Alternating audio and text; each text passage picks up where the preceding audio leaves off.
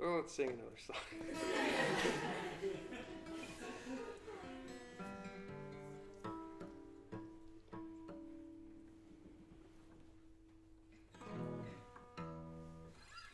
I'm going to actually get a tuner out for a second. So this next song I'm going to play is a love song, and it's I wrote it on Valentine's Day, which is totally cliche and cheesy, but I was sitting kind of in my home, and at the time we lived in the studio I work out of, which is an old church. It's this old beautiful space, and I started looking at Allie because she's always like, "You haven't written me a song in a while," and I'm always like, "Oh, y'all get to it," and so I started kind of joking, started singing this chorus.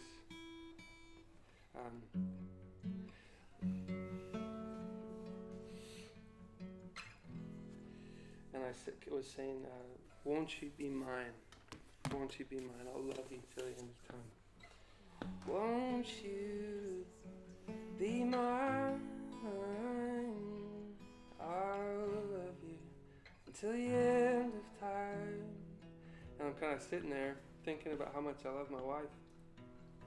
And then I sing this. I go, give it up, death, go on and resign. Your stinger is broken, your venom is dry. Move it out, your sins that malign. You're drowned by my perfect fire, my perfect light. And my wife, she's like, you're writing this for Jesus.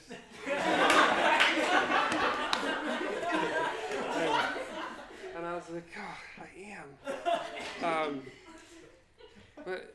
But yeah, the truth is, like, it's all the same to me. I can't help but write about God.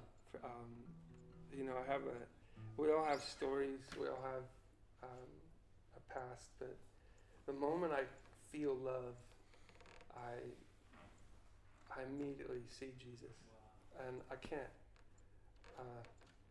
so that's kind of my reality. So my wife she's cool with it, but she is a little jealous sometimes. She's always like, but no, she is real sweet. And so she sat down and I finished the song right down there. And the rest of it, I guess.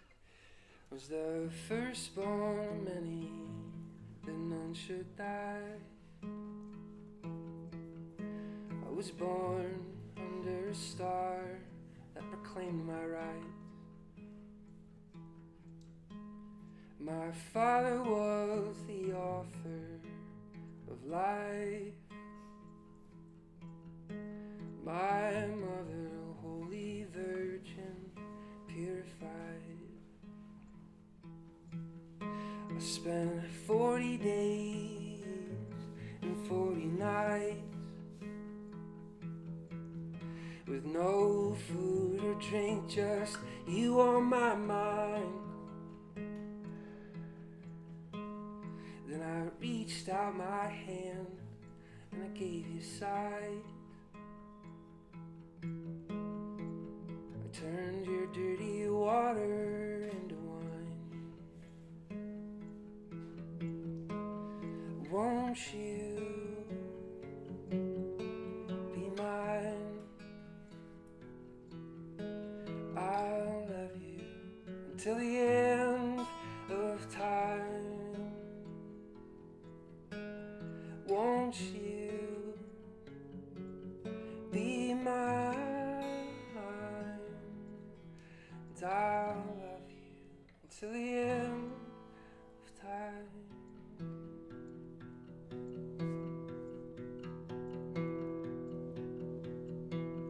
So untie those knots that bind, for no law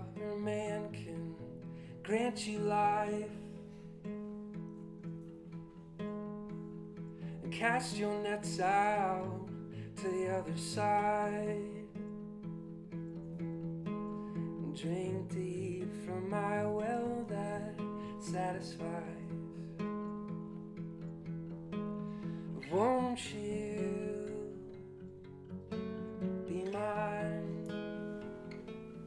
And I'll love you until the end of time. Won't you be mine? And I'll love you till the end of time.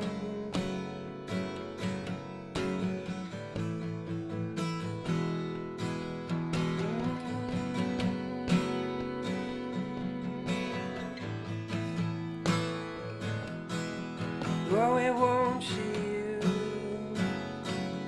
be mine? Oh, it won't you be mine? Oh, it won't you be mine? I'll love you till the end of time.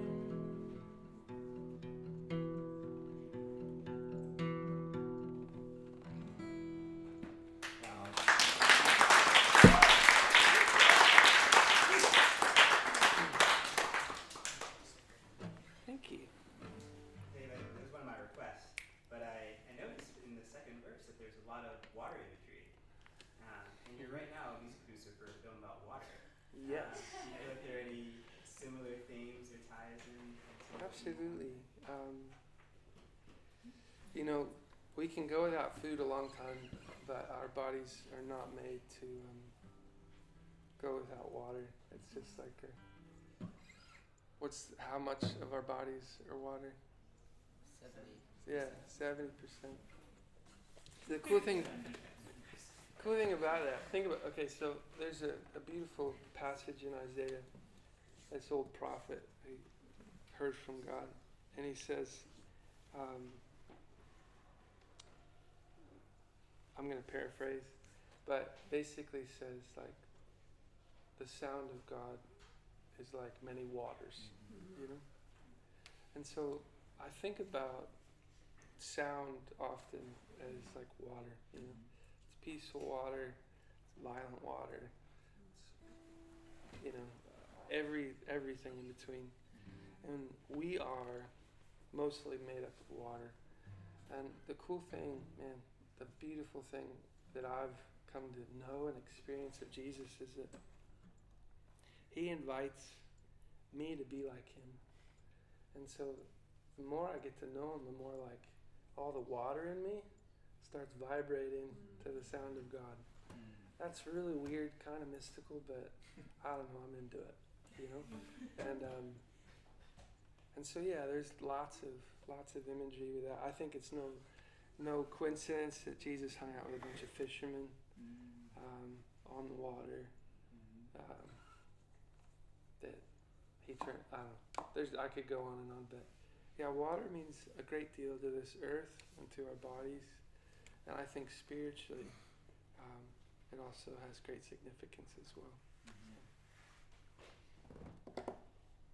Any other questions?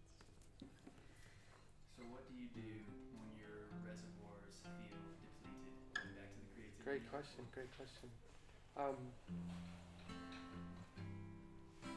So like here's the hard thing. Here's really the hard thing about being an artist is you gotta be patient. Like sometimes there's droughts, there's seasons where it rains every day, and those are awesome. But there's also seasons where it doesn't rain for 7 years. So if you're an artist, if you feel you were created to resound and make music and sing and do this thing, make films, make poetry, you have to be okay with it being still for a little bit, you know? And then what happens is it comes. Like the wind, you never know when it's gonna come, but then all of a sudden it starts raining. You know, this film that many of you made, it's about a 7-year drought. You know, but a drought's never lasted. Rain always comes. And so I would say creativity, just be patient. There's things that you can do to pass the time and be productive, and I'd say the biggest thing in those seasons of drought is serve other people who have a reservoir filled. Give of your talents, give of your thing, and the cool thing is when you surround yourself with other people who are pouring out from their well of creativity, it's contagious, you know.